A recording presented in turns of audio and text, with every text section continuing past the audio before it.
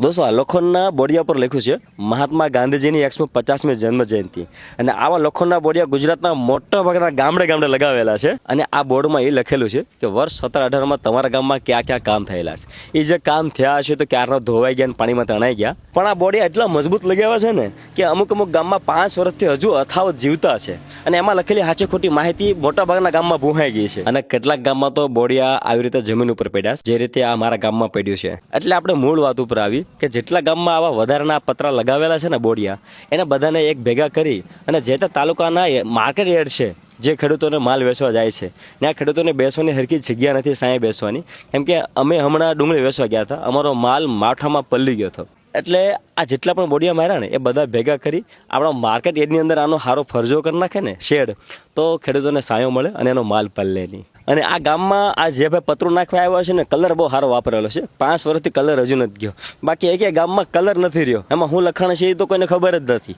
આ ગામમાં હજુ સાફ સાફ લખેલું દેખાય છે પણ સાચી માહિતી ખોટી માહિતી કંઈ ખબર નથી બાકી મને તો વિચાર આવે કે 7-8 ગામમાંથી આ બધા પતરા ભેગા કરી અને વાડી સારો ફરજો કરી નાખી પણ આવું કરાય નહીં અને તમારી દ્રષ્ટિએ આ બોડિયાનું શું કરવું જોઈએ એ તમે કોમેન્ટમાં લખી દેજો।